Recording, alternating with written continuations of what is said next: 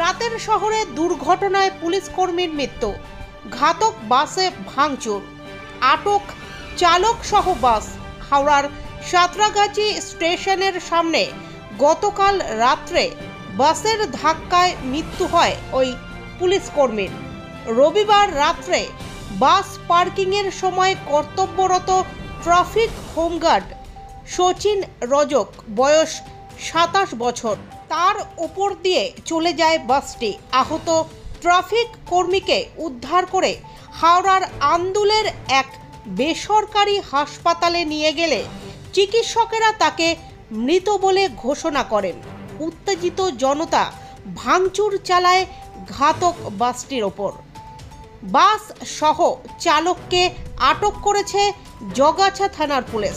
স্থানীয় বাসিন্দাদের অভিযোগ, জন্য এখানে একটা বড়বাবুর একটা ড্রাইভার বলে আছে, তারা বলে নাম, সেই মোটামুটি এইখানে বাসের 4 চাকা দৌরাত্ম্য বাড়াচ্ছে। এখানে ওকে একটুখানি সাহায্য করতে হবে। কি কারণে আজকে দুর্ঘটনা? মেন দুর্ঘটনা পুলিশের জন্যই দুর্ঘটনা। পুলিশ কেন দুর্ঘটনা হলো? এখানে পুলিশের কোনো ডিসিপ্লিন নেই, বাসের কোনো ডিসিপ্লিন নেই। কেন বাসগুলোকে ঠিকভাবে লাগায় না। এইখানে ওই তারা বলে যে আছে, ও ঘুষগুলো খাচ্ছে। এখানে বড়বাবুর ড্রাইভার ওই এরম দৌরাত্ম্যটা করাচ্ছে। রোজ করে এরা দাদা, রেসারেসি ডেলি করে এরা। রেসারেসির কারণেই এটা দুর্ঘটনাটা হলো। না, পুলিশ ছিল না, ডিএসজি ছিল আর 2টা সিভিক ভলান্টিয়ার ছিল। মেন ওই তারা বলে যে আছে, মেন ওই এখানে চক্রান্তটা খেলাচ্ছে সাঁতরাগাছিতে। এই চক্রান্ত বলছে বাসের থেকে রাত্রিরে টাকা নিচ্ছে, মান্দিরি চালাচ্ছে, ওই মেন এখানে চক্রান্তটা চালাচ্ছে।